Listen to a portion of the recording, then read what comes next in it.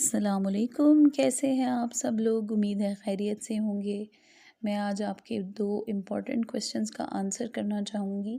Actually मुझे जब भी कोई फैमिलीज़ या लेडीज़ वगैरह मिलती हैं तो वो हमेशा मुझसे ये सवाल पूछती हैं कि दुबई में सी सेक्शन का कितना एक्सपेंस आता है और विद इंश्योरेंस या विदाउट इंश्योरेंस कितना एक्सपेंस होगा। तो क्योंकि मेरे दोनों बच्चे यहीं पे हुए हैं, अमल की पैदाइश भी यहाँ पे तुम्बे हॉस्पिटल अजवान में हुई और मोहम्मद की बर्थ भी यहीं पे सऊदी जर्मन में हुई।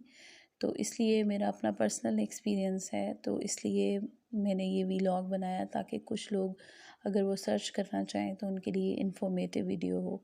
तो पहली बात तो आपको समझ लेनी चाहिए कि एक चीज़ तो है विद इंश्योरेंस और विदाउट इंश्योरेंस।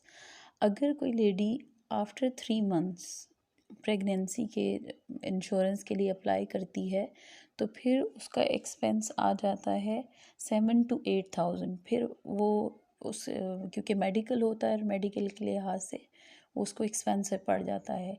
लेकिन अगर स्टार्ट से ही कोई इंश्योरेंस के लिए अप्लाई कर देता है तो ऑलमोस्ट 5,000 में आपकी सारी मेडिकेशंस, आपकी हर चीज़ उसमें कवर हो जाती है।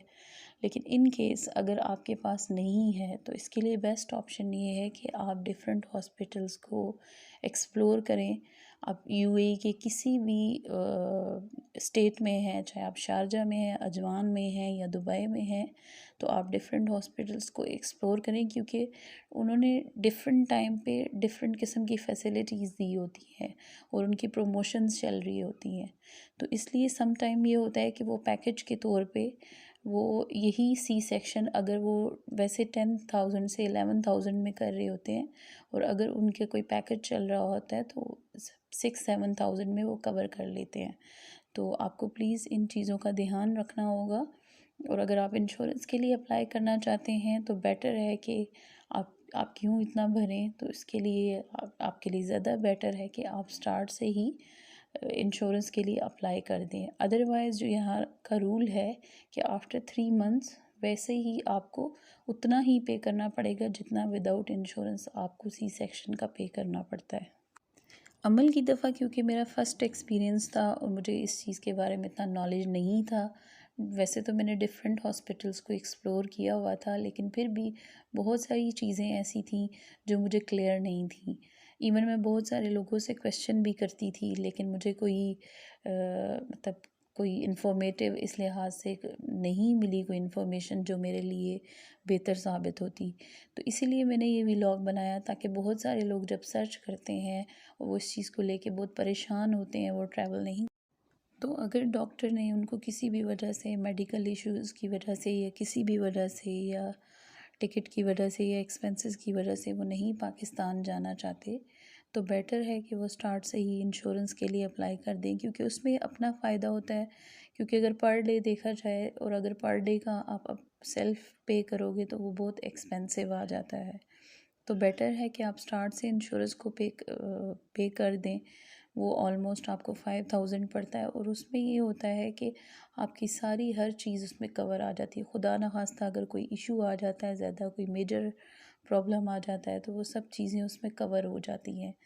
लेकिन इन केस आपने इंश्योरेंस अप्लाई नहीं किया और आप सेल्फ पेड पे हैं तो जस्ट एक मींस किसी सेक्शन के फर्स्ट 2 डेज़ तक आपको 11,000 तक एक्सपेंस पड़ जाता है, जो कि बहुत एक्सपेंसिव होता है। और ख़ुदा ना करे अगर मदर या चाइल्ड दोनों में से किसी को कोई ज़्यादा सीरियस इशू हो तो वो तो फिर डबल ट्रिपल आपको पड़ जाता है एक्सपेंस। तो उसके लिए बेटर है कि आप इंश्योरेंस के लिए अप्लाई करें। और अगर नहीं है, अगर आप इंश्योरेंस नहीं कर पाए किसी भी वजह से, तो आपके लिए बेटर है कि आप डिफरेंट हॉस्पिटल से जाके पूछें कि उनका कौन सा पैकेज चल रहा है और फिर कंपैरेटिवली जो आपको ज़्यादा सूट करता है आपकी पॉकेट के हिसाब से फिर आप उसको लेके चलें। मुझे लगा कि मुझे आपसे ये शेयर करना चाहिए क्योंकि ये बहुत ऐसा क्वेश्चन है जो हर कोई करता है और डिफरेंट हॉस्पिटल्स के लिहाज से लोग इस चीज़ को लेके परेशान होते हैं कि वो अब पाकिस्तान जाएं या वो यहीं पे रहें या वो इतने एक्सपेंस को लेके किस तरह से मैनेज कर सकेंगे।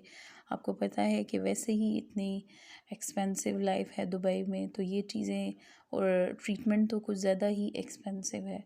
तो बेटर है फॉर द सेफ़ ऑप्शन आप हमेशा इंश्योरेंस के लिए अप्लाई करें और उस पर आप ख़ुद भी रिलैक्स होंगे कि खुदा ना करे अगर किसी भी तरह का कोई इशू आ जाता है तो आप इजीली उस इशू को उसके लिए आपको अलग उस पर पे ना करना पड़े।